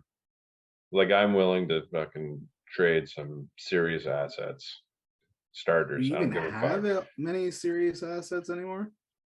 Like I would get rid of Come on. 2 of the 3 catchers for starting bullpen help. You get rid of Kirk and I would Jansen. get rid of Espinal for bullpen help. Well, what do we know what Merrifield's contract is like? Is he going to be around next year? Yeah, I think pretty much everybody is back next year. If except for Merrifield's Stripling. back, then I'm, although I like Espinal, I'd be all right with moving him. Biggio can go. I don't give a fuck. Yeah. Kirk was really good offensively. Will he repeat that? Not a chance. Like he's good, but I don't think he's going to be as good as he was this year in the regular season next year. Yeah. I like. Okay, why is like you think like he won't be as good, or you don't think he's gonna be good? No, I don't think he'll be as good as he was this past year. Okay. Like I'm sure he'll be good. You'll probably see a but bit of a regression, but I definitely think it's hard to hold like the 3 catcher thing. Although you got the DH, the 3 catcher is that's a tough goal. I think you probably keep Jano. I think Moreno has a lot of. That's one of your guys that you can make bank for on the way back on the return, right? So maybe that's the guy that you got to unload to get some of that relief pitching help. that's the only. Yeah. Even like Gurriel, I would move Gurriel for a top end fucking reliever. So who's going to play left field consistently? You can fucking put Tapia out there. I don't give a fuck. I'd rather have good relief pitching. See, Gurriel was. He's good. He was the best. He had the best average on the Jays this year. Like, Yeah. He's He's really good. amazing defensively. He's better I than agree. Tapia defensively. So Oh you yeah, could probably that ball gets caught for sure if it's Lourdes, 100%. It's a good thing I didn't get his jersey because I mean, every fucking time I get a jersey, what happens, boys? Yeah. They're gone. That was my number 13. I was gonna get him. Whose fault is that? Shut the fuck up, Jesse. I'm not talking to you. Crumpler's the best. But so like to me, when it comes to playoff times, pitching is how you win ball games. That's right. Yeah. And You're not wrong. I would fucking sell out hard for top end relief pitching. Okay, so you want to get rid of Gurriel just to get some top end pitching. I would get rid of Gurriel if the return is top end relief pitching. I don't Right. want to get rid of Gurriel. I like Gurriel. I'd No. much rather Okay. have him on the Blue Jays. I understand that. And that is an asset that we can get rid of. Like Josh said, Marino is another one. And I'd rather keep Kirk around. I'd rather get rid of Marino. I'd be with Josh with that. And Yeah, me then- too. But you might get more for Kirk. I don't But know. if pitching you is would, so- man. Pitching can be so up and down sometimes, especially That's for true. bullpen. That is true. If you're getting starting pitching, that's different. Like if you're trading for starting pitching, then that's something. But bullpen pitching can be so up and down. Yeah, especially like- when you're not going for the closer either, right? You're only Right. getting middle to late guys, right? So, Yeah. Well, even if you get closers, sometimes closers just got something in their head and they just start shitting the bed. Mhm. It just Yeah. happens, man. Like starters are more consistent because they have more playing time. They can average stuff out after a while, right? But bullpen, you have like one shot, you start losing. It's tough to get back into the ball game. But that's pretty much it. That's all we're thinking. Maybe a starter that's better than Kikuchi. Yeah, but And- that's still the end of your rotation. That's not a big deal. Right. But then the big thing is the relief. Because is there anybody defensively that you want to replace? No, And any position? no. I don't think really there is. Like, I would be okay with Espinal sticking around as a second baseman. I don't like Biggio. I think he's kind of useless. He is kind of Well- nice to have as the guy that can play pretty much anywhere in a pinch. But You need those guys still. You need those people in the That's pinch. what Merrifield's for, though, too. Right, that's exactly. the other thing. Yeah. So he's like the second utility. Mm-hmm. Yeah, I would not. If Merrifield's contracted, if he's coming back, then I would not be surprised to see Biggio elsewhere next year, for sure. And you could argue if they want to keep Espinal, then you could definitely argue a guy like Lourdes they might move around, right? Because he's going to be worth a good chunk, and Merrifield can play left field, like you said. You got Tapia. Obviously, they brought in Jackie on a, it was a 1-year deal, but it was more like a 3-month deal or whatever, right? But, Yeah. So who knows what'll happen with him? And that doesn't really make a difference. He's not a very good offensive player. So, and then there's Zimmer too, which is all defense. So, Yeah. Like, would you move Teo? I don't think I'd move Teo, but man, he's been pretty good. All those 2 home runs on Saturday were pretty awesome. yeah, man, I got a volley through me on my fucking stand There you go. that I caught, Kev. Yeah, and you went like this, right? Well, who else caught a ball was Graham. Julio Rodriguez threw him a ball. Nice. And then he gave it to some kids. Nice. And Attaboy, then- Graham. Yeah. So then we went up, grabbed some beers after. We were on our way up to get beers, and he caught it and gave it to the kids. And so on the way back down, I'm like, I sat kind of beside the kid. I'm like, hey man, is it all right if we take a picture with that ball? Like, he caught it, whatever. I'm like, I've been coming for 30 years and I've never caught a ball. And obviously last year we, took a picture, but I didn't touch those balls until after you guys did. So we got a little picture of Graham and I of the ball he got from Julio, but it wasn't a game ball. It was a practice ball, right? So Yeah, it was nice and yeah, shiny. yeah, It was yeah, nice yeah, and yeah, shiny yeah, white yeah. like mine. I'd grab it right now if you want, man. It's right there. Actually, the one thing I didn't think about to look at on the ball was if it was different, if it said like Do it, wild Kev. card or if it said like Fucking playoffs or challenge me on something like that. bro. I So, got this ball right here, bro. I know exactly which one it is. I feel like they would have to have that on there. that's what I know. I know, and I'm like, oh, I didn't even fucking think to look at it. And then the picture just has got the white part, so there's no writing or anything on it. But I wouldn't be surprised if it said postseason 2022 on it. It probably wouldn't have said wild card. I'll bet you it would have said 2022 postseason. Yeah. But never got to fucking didn't think there. about looking at it. So all right, guys, before we move on, I just want to do our little bracket updates. There's not much to update Boo. here because 3 of us shit the bed and 1 was only mediocre, which was a lot better than the rest of us. But Jesse, Peter, and myself, we all took the same picks. They all lost. We are all 0-4. Kev, on the other hand, decided to go against us on 2 of the picks, which was the Cleveland Guardians and the San Diego Padres. He got 2 out of 4 right. He's in the lead on the bracket, and it's going to be tough coming up here because there's not too many series left. Jess, you got Atlanta going to the final, as is Kev, so that's going to be real tough for you. I had the Jays going and winning, which makes it impossible for me to win. So basically, Pete, it's up to you, really. That's the way it seems to be. It's going to be up to you to get this. Take it away from Kev. Let's go Dodgers. All right, guys. I don't know how long that was. Maybe it was a little less time than last week, but either which way, we're going to move it on to Jesse's favorite sport, on the gridiron. Let's talk football. Yeah. So just one thing we're going to talk about this week, and that's Cooper Rush. He is the Dallas quarterback right now, and he is 5-0 as a starter and 4-0 this year. And they're starting to stir a bit of controversy because he's the first ever Cowboy to go 5-0 as his starting for his first 5 games. Pretty impressive. do you guys think there will be a QB controversy? No, man. You let the fucking guy ride until he dies. And then you put the Dak back in. You gotta roll with him. Well, that's This basically guy's- what a controversy is. Yeah, no, but I don't think they just roll with them, man. The controversy will be yes, then yes. There will be a controversy going on right now, but you got to roll with them, man. The guy's winning. Dak was what? Like shit. Got to roll with him.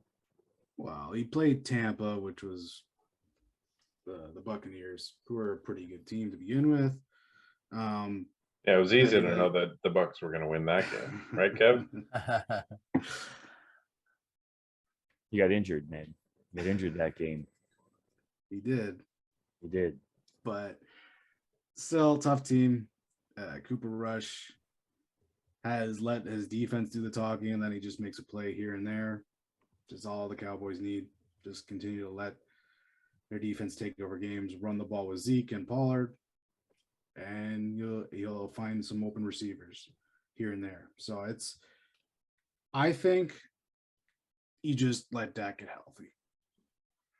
Like, make sure he is right, healthy, and then he can go back in the game. And hopefully he's learned that Cooper Rush, like, he just sits back. When a play's not there, he doesn't try to extend it he doesn't extend it at all, but Dak will probably try to extend it a bit. But don't get yourself hurt, because Dak has done that extending play, as we've all seen, when he broke his ankle or leg or whatever it was. He just that that was compound awesome, fracture. man. I watched that over and over and over.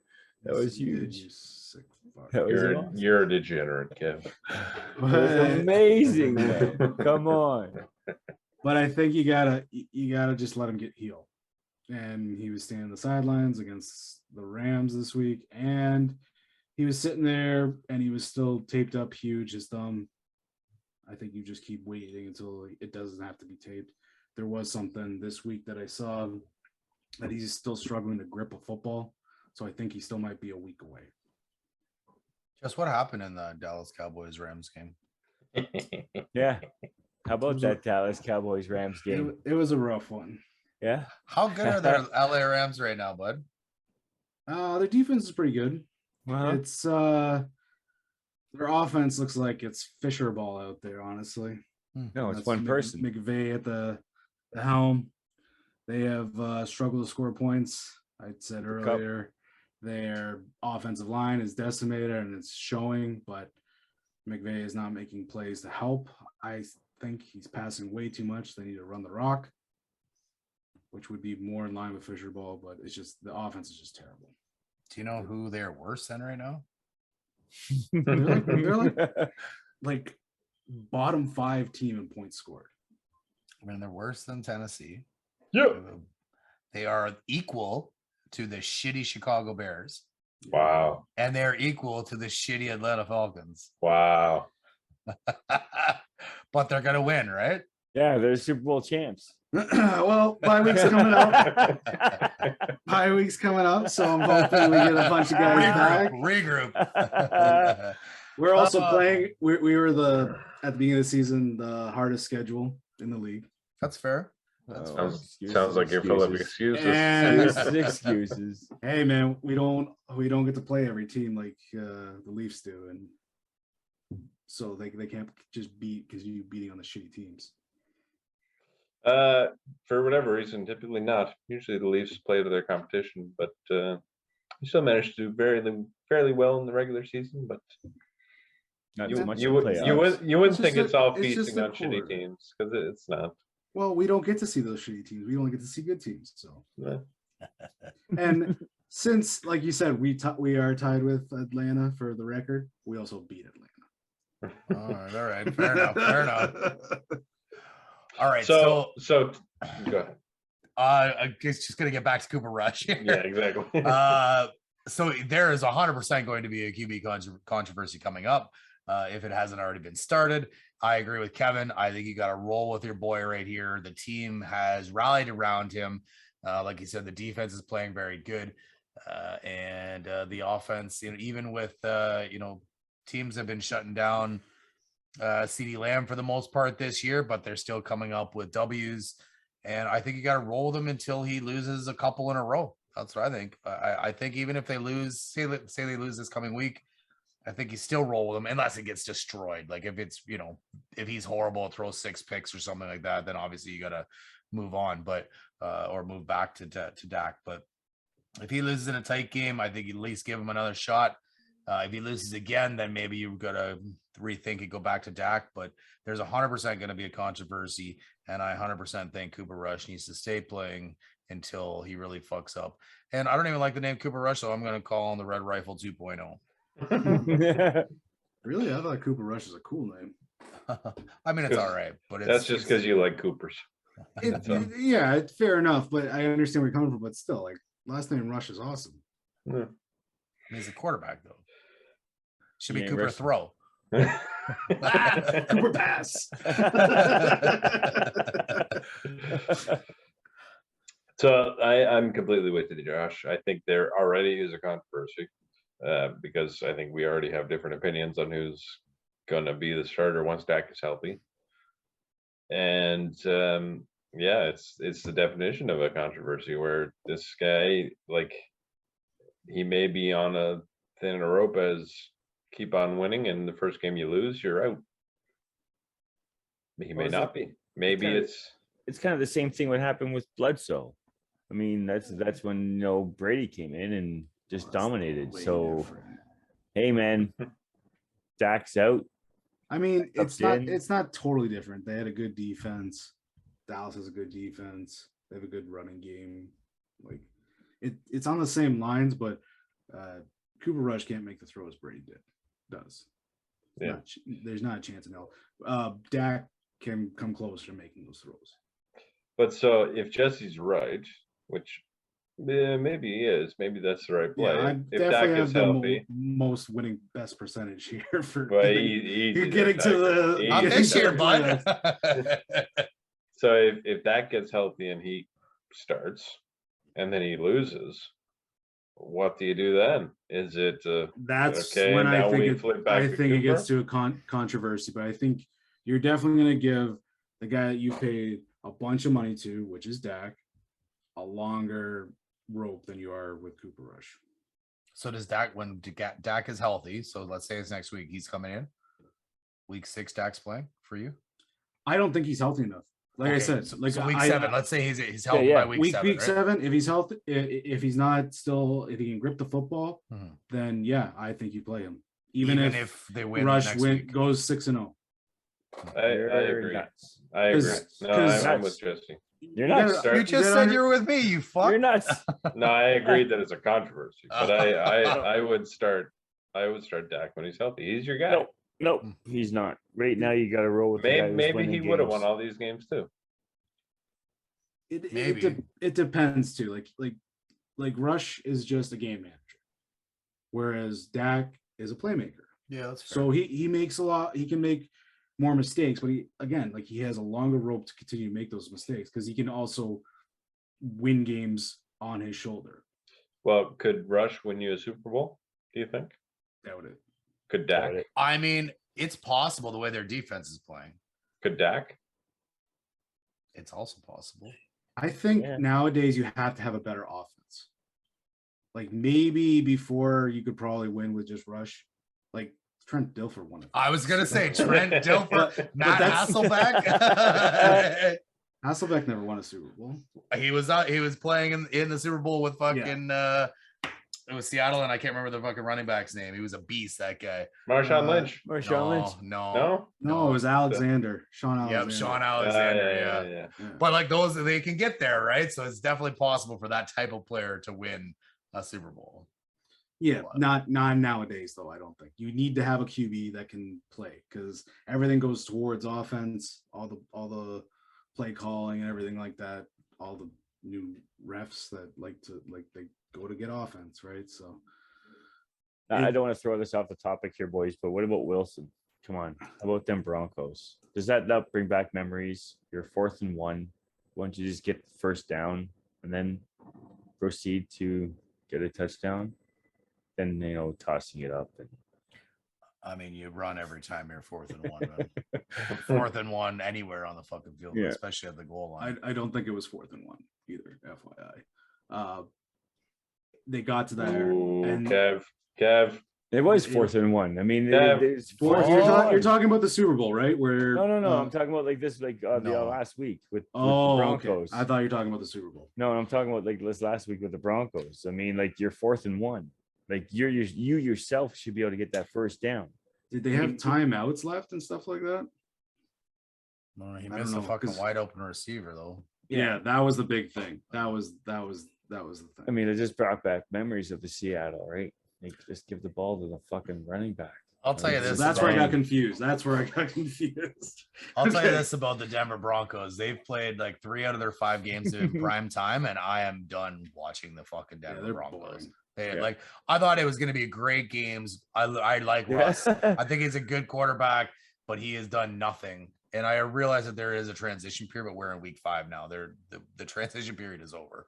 Like, you Over. need to be thrown, and Yeah. you got some pretty good receivers out there that are helping you out too. So you should be able to get the ball to them. And Yeah, like Sutton's he's been pretty good this year. He gets a bunch of targets and Yeah. gets a fair amount of yardage. You got Jerry Judy too. Like those are, they're not top names, but they're better than some teams. Well, Jerry Judy for me has been underwhelming for his first couple of years in the league so far. He should be better than he is. You see it, but he just, I don't know. He drops some passes here and there, and he's kind of bugging me because like he should be out of that rookie talent class, because I think it was the top wide receivers was Lamb, him, and the guy that just got last year that got dropped by Oakland. I forget his name. Amari Cooper. No, that was years Oh, ago. that was fucking yeah. Oh my. And he got traded. Or no, did he get traded? Marijuana. Yeah, he got traded. Yeah. You're smoking marijuana, Josh. All day, every day, bro. Hen- All day, Henry, every day. Henry I can't even remember his name now. Henry Anyways, Ruggs 3. Ruggs, that's what who it was. Ruggs 3, yeah. That's who it was. Yep. So like out of those 3, I thought Jerry Judy would be the best, and that's not been the case. It's been Lamb for sure. Yeah. And so yeah, I expect more. I still expect more out of Judy. Yeah. That being said, though, as you said, Dak's a playmaker, and Ruggs had Carr, who is mediocre, right? And Jerry Judy had Drew Lock, and But there's Right. not been a huge thing with Russ so far too, fair enough. with Jerry Judy. Yeah, fair So- enough. They just haven't clicked for sure. Actually, one, if we can, Kev, you jumped over to Russ. I would like to just jump over to my boy Josh Allen. He's pretty fucking good, eh? Oh, buddy. To sit there and watch him throw that 98-yard. I mean, that was amazing. Yeah, That was like 400 when I saw him in the end zone, I'm going, holy shit, don't get a safety. Next was, thing you get like- that bomb. It was 3rd and short on like their own goal line, and he fucking threw a 90. It was 3rd and 2, or Yeah, man. no, it must have been 3rd and No, it was third and Yes. it was 3rd and a bit. yeah. It was 3rd and long. But he's on the 2-yard line, so he Yeah, man. fucking Toss that was that up. insane, man. I'm like, I That was a was little worried. I'm huge. like, oh fuck, this isn't good. And then he launches that. He throws a 62-yard touchdown later on. To the 400 same guy. Yep. Gabe Davis. Clutch fucking start 470 for some me. odd yards, 4 touchdowns, all 4 touchdowns in the first half. So, Jesse, you listening to this? Because there's your Super Bowl champs right here, bro. I think this is the Super Bowl champs right Well, here. yeah, that's what everyone goes. Las Vegas thinks that they were Super Bowl champs before they started the season. Like you guys are going with the top dog. It's not like there's not much to brag here. Like they were the ones that were thought to win the Super Bowl. Not Hey, your, man, not your The LA. Blue Jays were the second pick to win the fucking World Series, and we all know how that went. so. Yeah, you're right. But still, it's not like it's a hot take. I mean, mine was a little bit more hot because I'm pretty sure I called it, or they lost to who the fuck did they lose to? Kansas City. Kansas City. That's right. Yeah. So I'm pretty sure. Which, I by said the they were way, gonna win. Kelsey got fucking 4 touchdowns today. Did he? Oh, Yeah. that means that I won $10 today. Yeah. Yeah. Highest score in fantasy football this week, boys. Probably. How you doing in fantasy football, Jess, in all your leagues? Just as a sidebar. Pretty good. pretty Yeah. good for the most part. I'm back in the plus territory in the Westburn League, and the other ones I haven't been below 500. Yeah, same. I'm first place in 2 leagues. Westburn, Look I'm at doing all right now. you. Yeah, doing all right, man. Doing all right. I think I got the highest score in Westburn League this week. If only it was worth $10, like If CBS only. league. If only. Okay, so with what happened, you're talking about Josh Allen. I was bitching about a controversial roughing the passer call last week against the Ravens because he cried on the fucking ground like a bitch. Even though he runs like a fucking truck. I don't know why he's crying for a fucking call. Because it works. Yeah, you're right. Only for one 100% person. it works. Only for one person. It worked for Allen last week, Yeah, man. What are you talking about? It definitely works for a few guys for sure. Because superstar quarterbacks, which Allen is for sure, and so is Brady, and it was the same ref that had this call, Jerome Booger, or Bogar. Fucking booger. I call him Booger, but I think it's Booger. Pretty sure it's Booger, man. So Tampa Bay, they were beating the snot out of No pun Kevin's. intended. But I'm bummed. Heyo. Out of Kev's Atlanta Falcons, but the Falcons decided, oh, we're at a game, we should play. And they came roaring back, and massive sack by Grady, and he was called for roughing the passer. Bullshit. Yeah, it was a rough one. The D line perfectly called the perfect play for a stunt, confused the fuck out of Tampa Bay's line, and Grady Jarrett came around and was one-on-one with the GOAT. And the GOAT, 45 years old, is a little slow to the defensive tackle Grady Jarrett. And so, like, he just kind of stood there as a statue. Grady grabbed him and threw him to the ground, kind of spun him a little bit. I didn't think it was that bad, but clearly Booger did. And he called roughing the passer. Atlanta would have gotten the ball back there, and they had scored in their last possession. They could have gone back down and scored again and won the game. And so he is in our box this week after this bullshit call, which Brady's been getting for years and years and years, and we know it's a fucking rule. So this is why he's in our box. It's a snotty. It was a fucking really snooty call, man. It was just gross. I couldn't. There's so many other plays I've saw with quarterbacks being taken down, and because this guy's the GOAT, man. Jerome, snotty, booger, whatever you want to call him. That's a shitty call, man. That was stupid. Yeah. Like a lot of them, it's like, oh, what a terrible roughing the passer call. Look at how soft it is. But it's after a pass.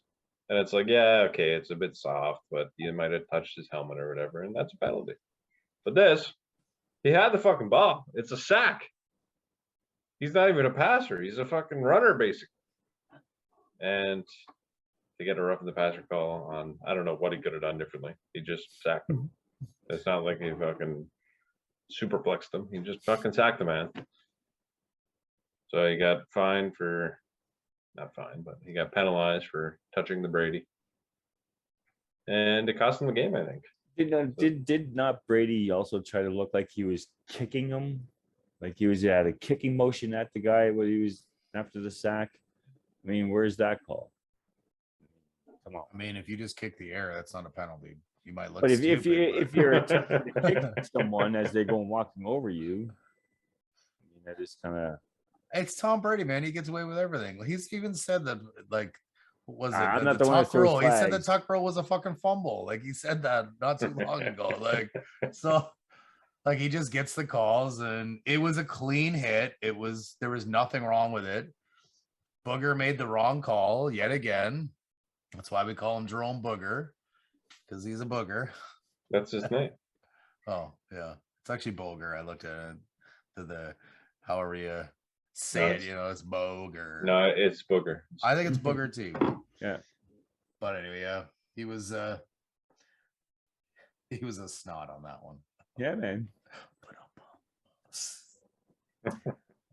Definitely, they need to. I don't know if they need to look at it, but because they're not going to change anything in this instance. But to me, this type of call, especially after the last couple weeks with the hits that we've seen on Tua and some other guys, to me, it kind of seems like it's a reaction, whether it be an overreaction or not is up for debate, but it seems like it's the extra reaction to these hits against the quarterbacks and whatnot that have taken out some of the top end, or what, so far top end, QBs in Tua. And then obviously we need to keep guys healthy no matter what position they're playing, but there is definitely a lot of favoritism and some suspect calls when it comes to these quarterbacks. Okay, put them in fucking red jerseys with flags on their belt then. Yeah. I mean, That's yeah, fair enough. And then if you hit him, period, it's yeah. an unnecessary roughness, right? But that's not going to happen. Right. If it does, I No, might as well watch the CFL. It's not gonna. Whoa, easy. Whoa. It's not gonna happen, but still, it's fucking shit. All right, boys. I think we got all our segments covered for today. We do need to go over our scores of the week. We had a couple challenges. 2 of them. Petey, do you remember what happened? What the challenges were? Certainly do, because I was deeply involved in both. Yeah, you That's were. right. So we started off with me being a moron and not knowing what day of the week it is. Saturday. It's a long Saturday. weekend. A long weekend threw me Saturday. off. Saturday. So I thought Saturday. that no, I do forget. Somebody, the Mets? It was Sure. Philly and The Phillies, yeah. Philly, and and St. Cards, Louis. yeah. Yeah. That game, I said it was yesterday, Sunday. It was actually Saturday. God damn it. Saturday nights. All right. So I lost a point there. Josh picked up a point. Yeah. And then Jesse stated later that Manoa allowed 3 runs in the opening wildcard game. And I said, no way. He allowed 4, which was correct. Ooh. You So, stay where you are. I stay at +5. Oh, I'm still in the pluses, boys. Kev, you did fuck all. You stay at +1. That's right. Jesse drops down to a +3. I nearly put -3. My bad. And Josh increases his lead to +7. That's Yeah. not good. Hey, 2-run man, lead, boys. I got a 2-run lead. I'm not last. The Nah, line's it's- last. you got to have at least an 8-run lead, clearly.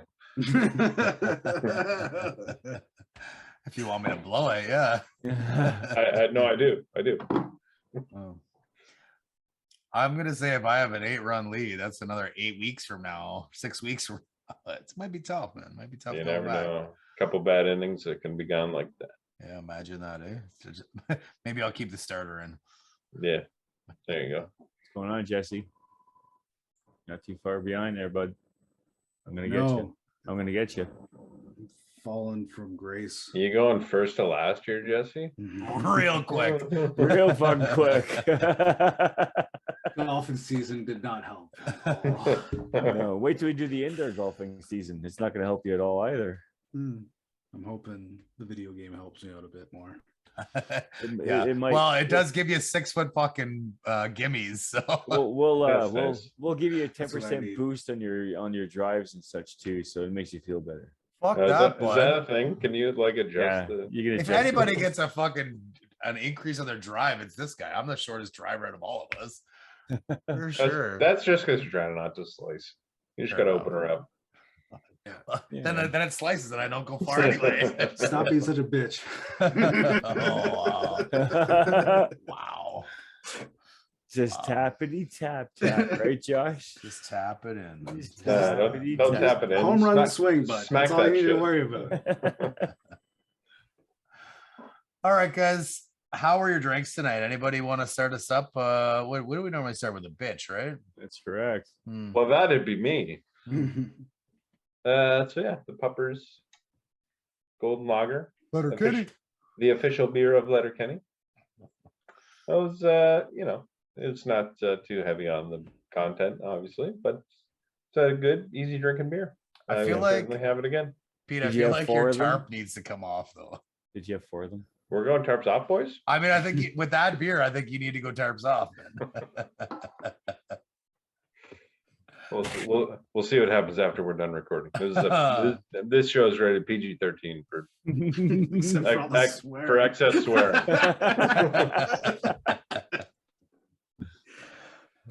Who was next? Jesse, I think. Yeah, so I had the beer snob, the Belgian rye ale at a Shiloh brewery. It got better. I finished some. I've finished both of them off a while ago. I've been thirsty ever since. So it actually came through in the end. Got used to it. But the Belgian rye ale, it's mixed with lots of barley, so it was a different flavor that I wasn't used to, but it got way better real quick. Real life and quick, right? Josh, I believe you were next. I'm next. Yep. Great Lakes Brewing. Meanwhile, down in Moxie, New England IPA, 6.5%. Tasty AF. Liked it. Good cartoon here. And yeah, it's good stuff. You know, there's some hops on the back. There's lots of cool stuff on this, you know. But yeah, it was real tasty. It says that you need glassware for it. Fuck that shit. Drink it out of the can. So was boys. mine. Yeah. That's part of the beer snob. Yeah. He's drinking it out of a Oh, glass. fuck that, man. Right out of the can. Anyway, yeah, it was real tasty. Enjoyed it quite profusely, and I wasn't the bitch today, so I'm happy with that. Kev, you're the champ this week in beer content. How was your drink? It was good. I actually polished both of them. Yep. They're both done. Yeah. Ditto. They're good. I enjoyed it. This was the Death Guy Ale Rogue 6.8. You know why I like it, right, guys? Yeah. All about the skulls. It was yummy, tasty. So I guess until next week, guys.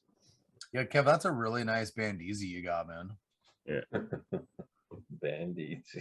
Like, what is on this? Like, got some chains and like. Yeah, man, it's got some skulls and stuff on it.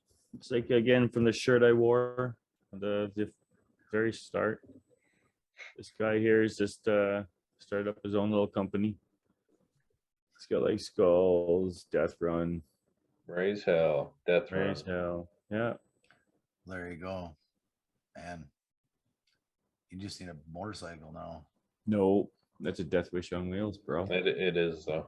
I agree. All right, guys. I hope you all enjoyed your Thanksgiving this weekend. I hope you all enjoyed our little chat here about sports and whatever the history of Shriners.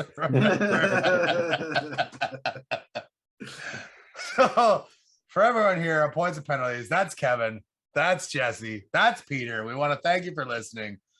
Please subscribe on YouTube or wherever you get your podcast. Give us a like and follow on Facebook, Twitter, and Instagram at Points Penalties. And until next week, and yeah, we did it 2 weeks in a row. Imagine that. Good. Coming on top. So until next week, stay Stay out of the penalty box.